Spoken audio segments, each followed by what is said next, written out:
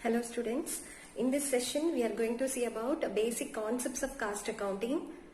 First, for this we are going to see the meaning of the term cost.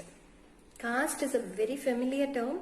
You all have studied in the subject of marketing. Yes, cost means the total expenses incurred for producing a product or rendering a service. So, ICMA, Institute of Cost and Management Accountant, London, they have defined the term cost.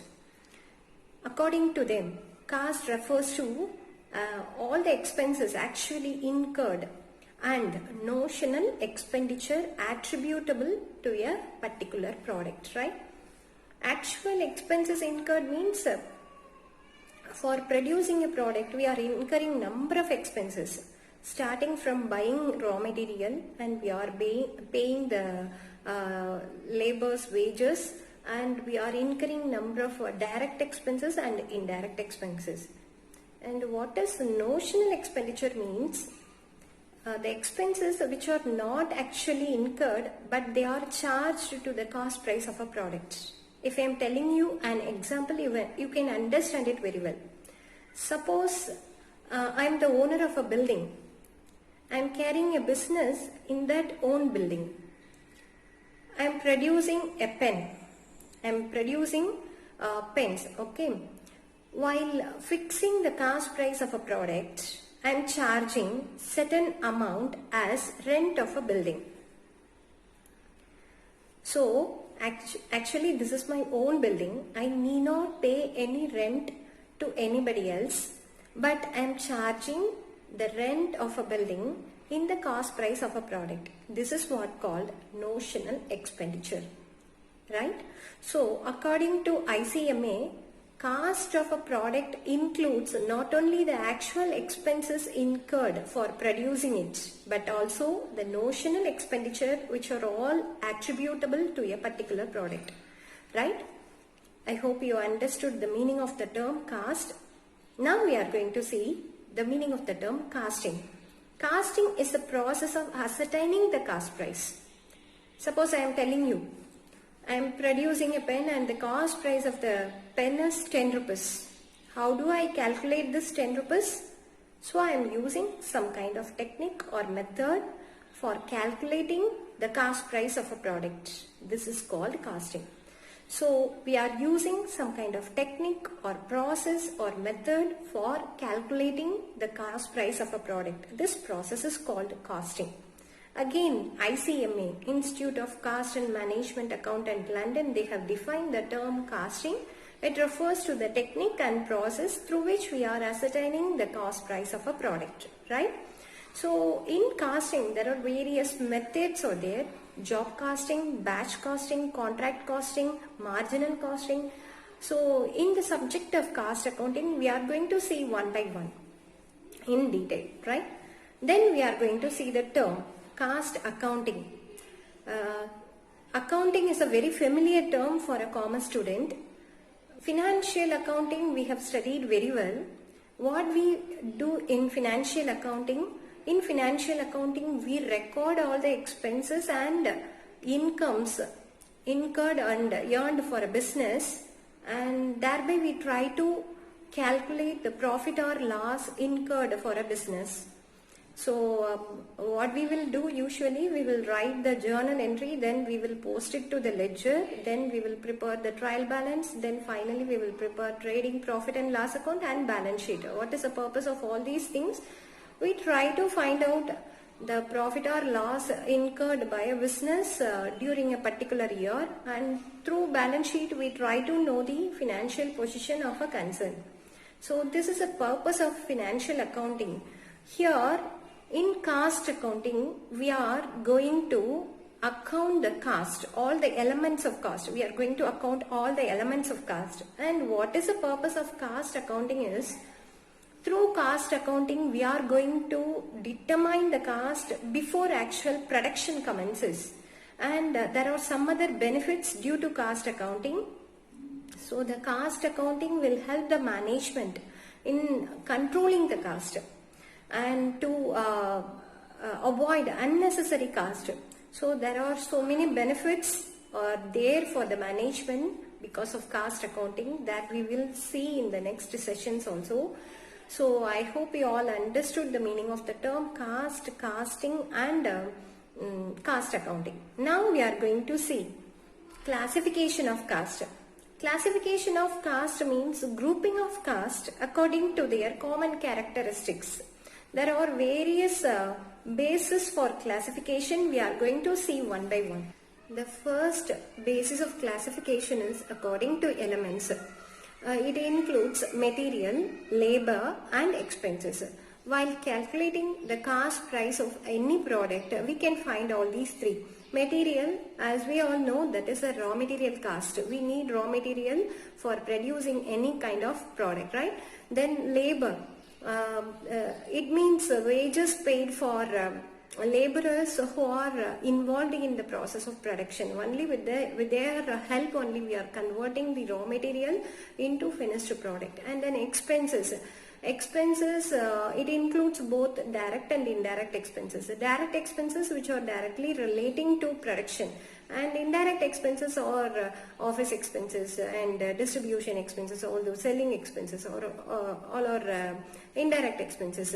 So according to elements we are classifying the cost into three. One is material, one is labor and another one is expenses, right? Then the second basis of classification is according to function. We have classified the cost on the basis of its function. One is production cost, and then distribution cost, selling cost and administration cost. Production cost, as the name indicates, the expenses incurred for producing a product, that is for converting the raw material into finished product, is called the production cost. And then administration cost, it includes office expenses and all the administrative expenses, salary paid to workmen there, and then rent, electricity, all those expenses are called administrative cost. Then next thing is selling cost, the expenses incurred for promoting a product and for selling a product. So it includes advertising, sales promotion cost and personal selling cost, right? Then last thing is distribution cost. It includes the expenses incurred for warehousing a product and for transporting a product, right? So we need transportation and warehousing facility for transferring our product from our place to the place of consumer. So according to function, the cost is classified into four. One is production cost, another one is administration cost, then selling and distribution cost. The next basis of classification is according to nature of cost. According to the nature, we can classify the cost into three. One is fixed cost, another one is variable cost, another one is semi-variable cost. First one is fixed cost. As the name indicates, such kind of expenses are remaining constant irrespective of the volume of production. Whatever may be the level of production, we may increase or decrease the volume of production. The value of such fixed expenses remaining constant. I will tell you an example. Suppose you take an example of payment of rent. For a building, I am paying a rent of 10,000 rupees, right? So in this month, I am going to produce 5,000 unit in that building, right? In the next month, I decide to produce 10,000 unit in the same building, right? So due to that increase in the production, am I going to pay higher amount to the landowner, to the landlord? No. I am going to pay the same 10,000 rupees as rent of the building for all the months, right? So whenever we are increasing or decreasing the volume of production, the fixed cost won't be changed. It will remain constant, right? Then variable cost, it is just opposite to the fixed cost. Variable cost varies according to the volume of production. The best example is raw materials. Suppose I am producing 5,000 units, means I need certain quantity of raw material for that. If I am producing 10,000 units means definitely I need double the amount of raw material. So whenever the volume of production increases, the variable cost will be increased. Whenever the volume of production decreases, the variable cost will be decreased, right? The next one is semi-variable cost. Semi-variable cost, as the name indicates, a part of such expenses will be fixed and part of such expenses will be variable. The best example for semi-variable cost is telephone charges. So every month we are paying a fixed amount as monthly charges, and extra amount we will pay for making additional usage, right? So telephone charges is the best example for semi-variable cost. Then next we are going to see the next classification, that is according to controllability. Here we are having two costs, that is controllable cost and uncontrollable cost. Controllable cost means we can alter certain expenses if we need. We can alter the expenses in the short run if we need. For example, we can change, we can reduce, or we can increase the amount spent for advertisement or for sales personnel's commission and for their salary. If the business wants to reduce or increase such expenses, they can do, right? And uncontrollable cost is just opposite to controllable cost, which cannot be controlled, which cannot be altered in the short run. It can be controlled only in the long run, right? According to normality, we can classify the cost into normal cost and abnormal cost. Normal cost, it is the actual expenses incurred in the normal course of business.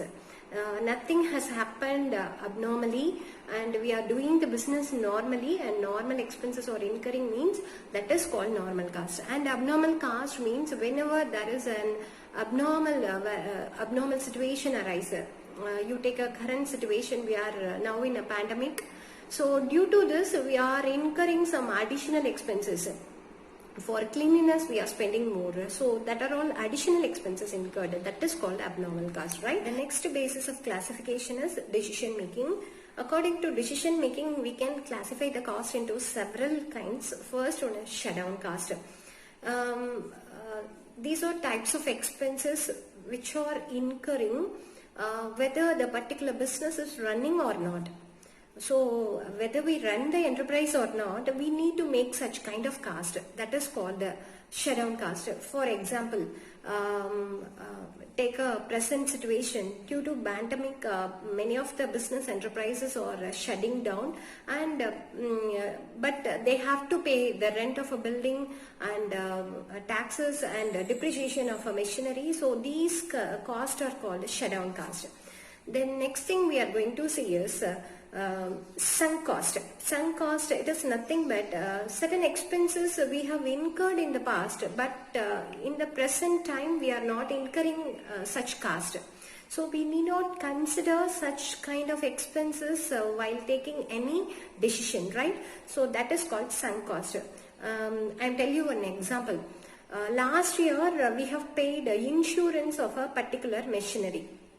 This year we have sold out the machinery, so that we are not paying insurance, right? So while calculating the total expenses of an enterprise, we need not consider the insurance.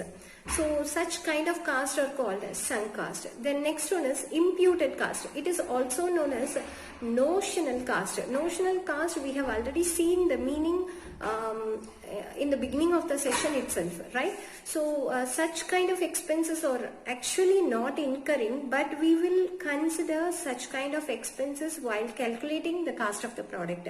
Example, rent of own building, interest of own capital, right? The next thing is out of pocket cost. Out of pocket cost means certain expenses we need to make a payment in terms of cash only. We may wonder, every expenses we have to pay cash payment, but there are certain expenses we are not making any cash payment. For example, depreciation. It is only a charge against profit. We are not making actual cash payment. But for certain expenses we need to make only the cash payment. That is called out of packet cost. And then replacement cost. It is the current market price of a plant, current market price of a asset, right? So that is called replacement cost. Then conversion cost. Conversion cost is cost of production only. So it includes all the expenses except direct materials. So all the expenses means direct labor, direct expenses, and all the other expenses, administration expenses, selling expenses, and all the expenses has to be added while calculating the conversion cost. Then the last one is period cost. Certain expenses are incurred periodically. We have to make a payment in a periodical manner. For example, rent of a building we are paying every month, or insurance of a building we are paying annually. Like that, certain expenses are to be paid in a periodical manner, right? So that is called a period cost. So with this cost classification is over. I hope this session you understood all the basic concepts of cost and classification of cost. Thank you, students. We will meet in the next session.